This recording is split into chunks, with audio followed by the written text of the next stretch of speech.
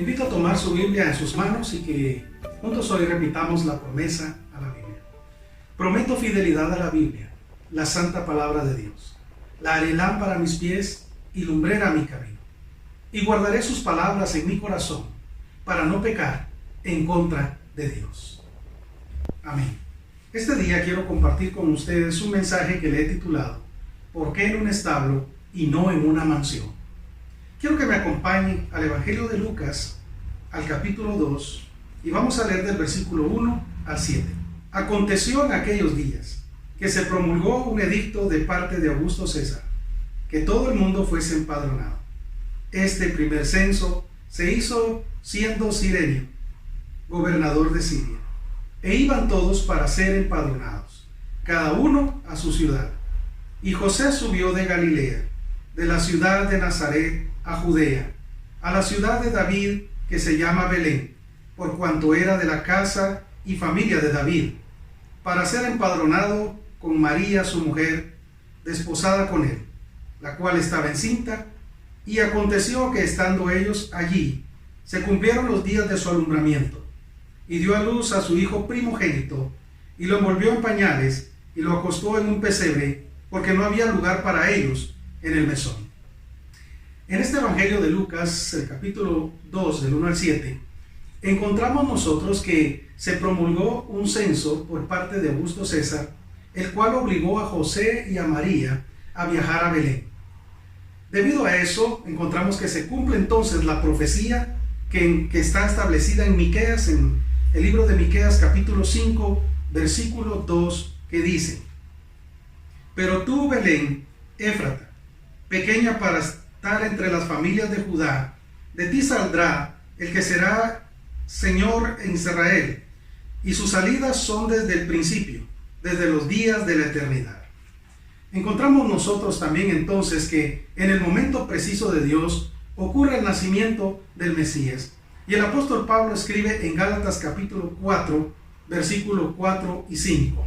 Pero cuando vino el cumplimiento del tiempo, Dios envió a su Hijo, nacido de mujer y nacido bajo la ley, para que redimiese a los que estaban bajo la ley, a fin de que recibiésemos la adopción de hijos. Y encontramos nosotros también que entonces se lleva a cabo la encarnación milagrosa del Verbo de Dios. Y dice Juan capítulo 1, versículo 14. Y aquel Verbo fue hecho carne, y habitó entre nosotros, y vimos su gloria, gloria como del unigénito del Padre, lleno de gracia y de verdad. Entonces nosotros nos damos cuenta de los acontecimientos maravillosos que ocurren en ese entonces. Se promulga un edicto de Augusto César, y se ve obligado José y María a viajar a Belén. Estando en Belén, llega el cumplimiento del tiempo para que entonces nazca el Mesías. Vemos que Miqueas 5:2 nos dice el lugar. Gálatas dice que en el momento preciso de Dios, ahora viene el nacimiento de Jesucristo. Y se lleva a cabo entonces, como dice el apóstol Juan, la encarnación milagrosa del Verbo de Dios. ¿Alguna vez se ha preguntado por qué Cristo fue puesto en un establo y no en una mansión? Hoy quiero invitarle a que en base a esta pregunta nosotros podamos meditar en tres cosas que nos pueden edificar nuestra vida. Número 1, el establo es un cuadro perfecto de su rechazo. Vemos que no hubo lugar para él en el mesón. Cuando nosotros vemos ahí en el Evangelio de Lucas, en el capítulo 2, pero en el versículo 7, se percata de dar ese detalle diciendo: y dio a luz a su hijo primogénito, y lo envolvió en pañales, y lo acostó en un pesebre, porque no había lugar para ellos en el mesón. No había lugar para ellos en el mesón. Ese día hubo lugar para los negocios en el mesón. Ese día hubo lugar para placer en el mesón. Ese día hubo lugar para que otros pudieran estar en un mesón. Pero no hubo lugar para el Rey de Reyes y Señor de Señores. En el Evangelio de Juan encontramos nosotros que nos da un sorprendente mensaje sobre el rechazo del Mesías.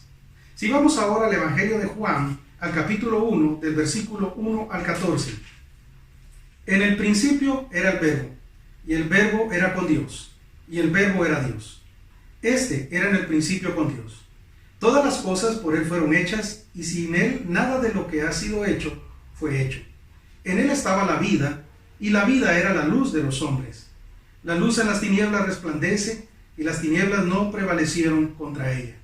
Hubo un hombre enviado de Dios, el cual se llamaba Juan. Este vino por testimonio, para que diese testimonio de la luz, a fin de que todos creyesen por él. No era él la luz, sino para que diese testimonio de la luz. Aquella luz verdadera que alumbra a todo hombre venía a este mundo. En el mundo estaba, y el mundo por él fue hecho, pero el mundo no le reconoció. A lo suyo vino, y los suyos no le recibieron. Mas a todos los que le recibieron, a los que creen en su nombre, les dio potestad de ser hechos hijos de Dios, los cuales no son engendrados de sangre, ni de voluntad de carne, ni de voluntad de varón, sino de Dios. Y aquel Verbo fue hecho carne, y habitó entre nosotros, y vimos su gloria, gloria como del unigénito del Padre, lleno de gracia y de verdad. Encontramos nosotros acá que Juan, en este evangelio, en el versículo 1 nos hace ver que el Verbo es Dios. En el versículo 3 nos hace ver que el Verbo es el Creador. En el versículo 10 nos hace ver de que el mundo fue hecho por el Verbo. Y luego encontramos nosotros que tristemente en el versículo 10 también, que el mundo no le conoció. En el versículo 11 vemos que a lo suyo vino y los suyos no le recibieron. Fue rechazado. Jesucristo, dice el versículo 14, es el Hijo de Dios.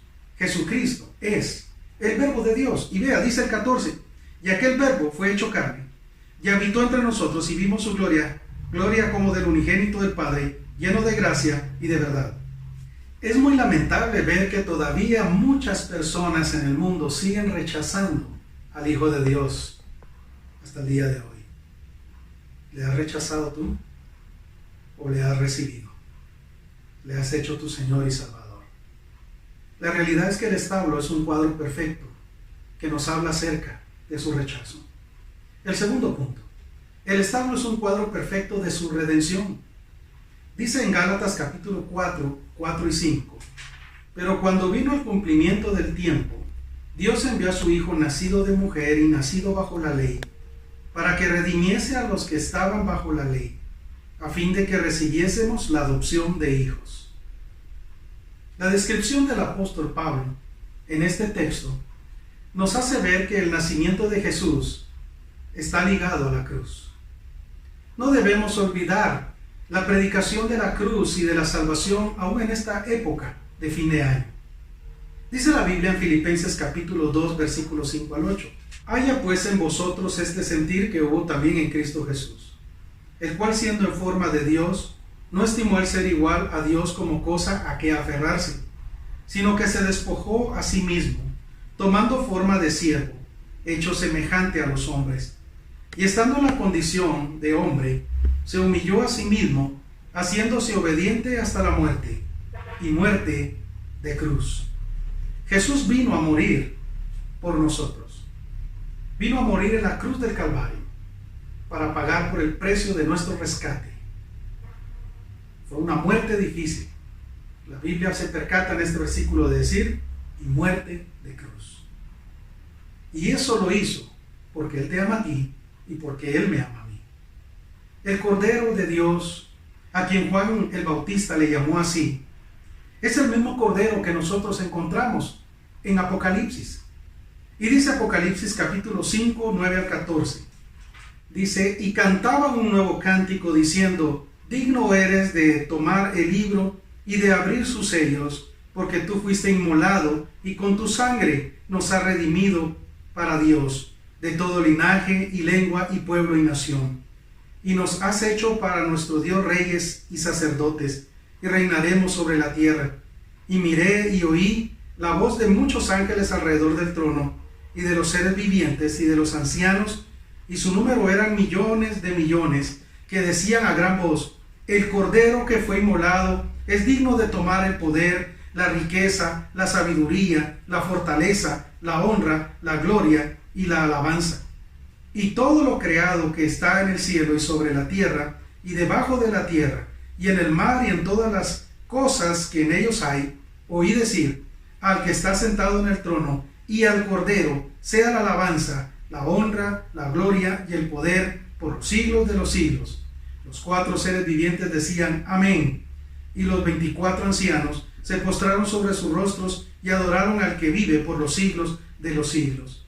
Y Juan se percata de seguir hablándonos sobre este Cordero que es Jesucristo, el Cordero de Dios, y dice el capítulo 7, versículo 10 al 17. Y clamaban a gran voz diciendo: la salvación pertenece a nuestro Dios que está sentado en el trono y al Cordero. Y todos los ángeles estaban en pie alrededor del trono y de los ancianos y de los 4 seres vivientes, y se postraron sobre sus rostros delante del trono y adoraron a Dios diciendo: amén. La bendición y la gloria y la sabiduría y la acción de gracias y la honra y el poder y la fortaleza sean a nuestro Dios por los siglos de los siglos. Amén. Entonces uno de los ancianos habló diciendo: estos que están vestidos de ropas blancas, ¿quiénes son y de dónde han venido?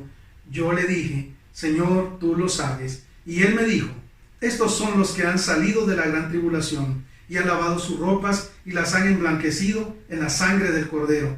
Están delante del trono de Dios y le sirven día y noche en su templo. Y el que está sentado sobre el trono extendía su tabernáculo sobre ellos. Ya no tendrá hambre y sed, y el sol no caerá más sobre ellos ni el calor, porque el Cordero que está en medio del trono los pastoreará y los guiará a fuentes de agua de vida, y Dios enjugará toda lágrima de los ojos de ellos. Y Juan sigue hablando acerca de Jesucristo, que es el Cordero de Dios, y en el capítulo 15, versículo 3 dice: y cantan el cántico de Moisés, siervo de Dios, y el cántico del Cordero, diciendo: grandes y maravillosas son tus obras, Señor Dios Todopoderoso, justos y verdaderos son tus caminos, Rey de los santos. Y sigue diciendo en el capítulo 19, versículo 7 y 8: gocémonos y alegrémonos y démosle gloria, porque han llegado las bodas del Cordero, y su esposa se ha preparado, y a ella se le ha concedido que se vista de lino fino, limpio y resplandeciente, porque el lino fino es las acciones justas de los santos. El apóstol Juan está hablando acerca del Cordero de Dios, de Jesucristo, de este mismo hombre que Juan el Bautista le identifica y dice: he allí el Cordero de Dios que quita el pecado del mundo. Y ahora el apóstol Juan escribe sobre ese Cordero. Así que nosotros debemos, hermanos, entender que el establo es un cuadro perfecto de su redención. Porque Él vive, nosotros viviremos. Así es, hermanos. El tercer punto le he titulado: el establo es un cuadro perfecto de su accesibilidad.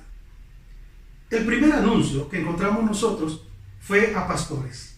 Fue realizado a gente humilde. Quiero que entendamos, hermanos, que la humildad, una persona humilde conoce sus limitaciones, pero aún así busca hacer el bien. Estos pastores eran personas humildes, que a pesar de sus limitaciones, buscaron hacer el bien. ¿Y sabe qué bien hicieron? Hicieron el bien de ir a adorar al Hijo de Dios. Hicieron el bien de obedecer el mandato de los ángeles, de ir y postrarse y adorar al Hijo de Dios. Hermanos, el Señor Jesús recibe a todo aquel que viene a Él. Dice la Biblia en el Evangelio de Juan, en el capítulo 6, versículo 37. Dice así, versículo 37: todo lo que el Padre me da, vendrá a mí, y al que a mí viene, no le echo fuera. Hermanos, el Señor Jesús recibe a todo aquel que va hacia Él con humildad. Hermanos, retornemos al establo y aprendamos a ser mansos y humildes como nos lo enseñó nuestro Señor Jesucristo. Hermanos, la Navidad se trata de dar y recibir con acción de gracias. Debemos ser agradecidos porque Dios nos dio a su único Hijo para ser sacrificado por nuestra salvación. Debemos ser agradecidos con Dios porque Dios nos dio. Nosotros hemos recibido la salvación de Dios. Y nosotros, hermanos, en gratitud debemos dar el mensaje de salvación, dar el mejor regalo que una persona puede tener en la vida, que es la vida eterna en Jesús. Y todo esto debemos hacerlo con una actitud de gratitud, con acción de gracias en nuestro corazón. Así que, hermanos, la Navidad se trata de dar y recibir con acción de gracias. Hermanos, demostremos nuestro agradecimiento a Dios por medio de servir, evangelizar y discipular.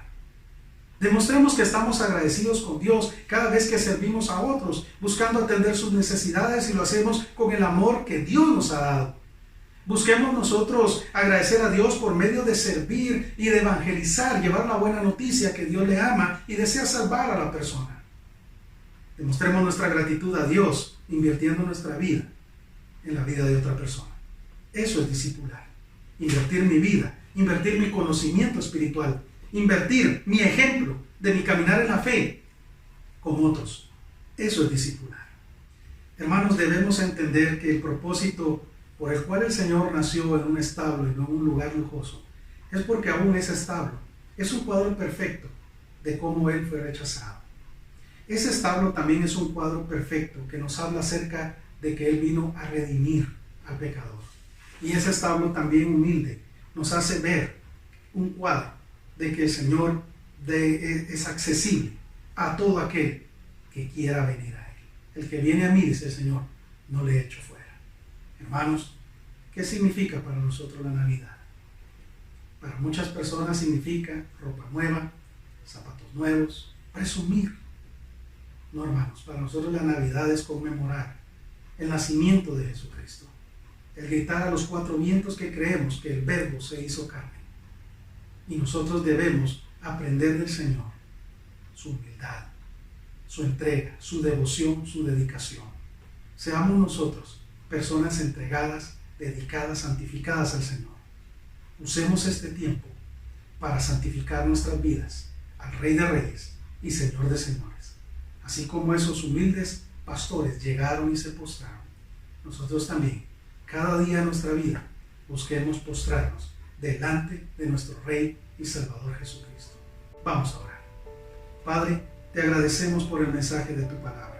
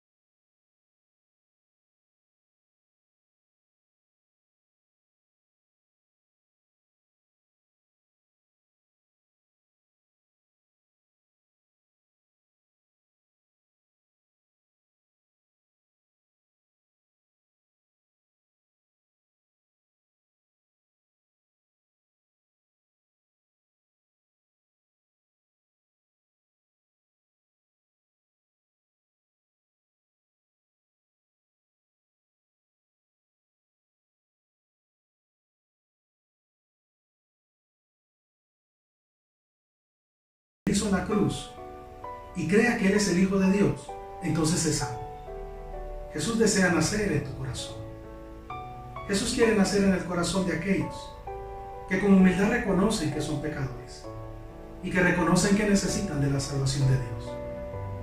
Yo te suplico, yo te imploro, te ruego que seas humilde y que reconozcas que tú eres pecador y que necesitas que Jesús entre a tu corazón para que puedas ser salvo.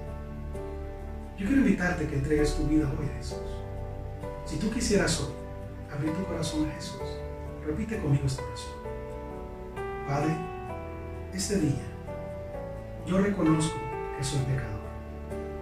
El mensaje de tu palabra ha hablado a mi corazón y me ha hecho entender que uno de mis pecados ha sido el orgullo y que debido a ese orgullo yo no te he buscado.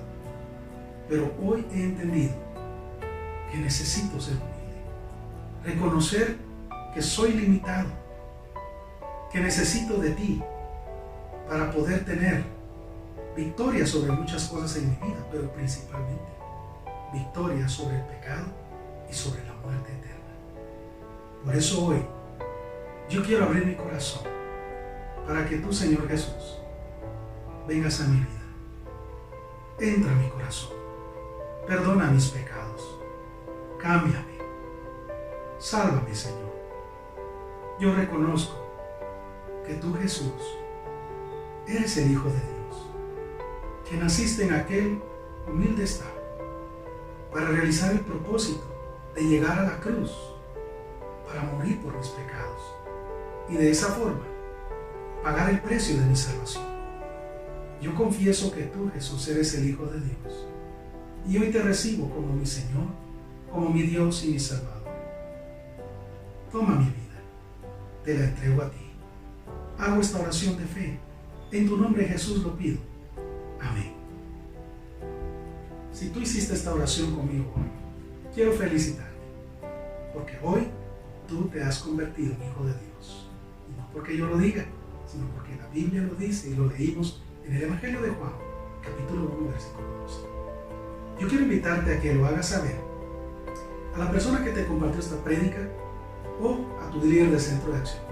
O si deseas, puedes escribirnos al WhatsApp, el número de WhatsApp que aparece ahora en tu pantalla, porque nosotros quisiéramos saber de ti y quisiéramos hacerte llegar material para que tú puedas seguir conociendo más sobre Jesucristo y puedas caminar cada día tomado de su mano. Que Dios te bendiga.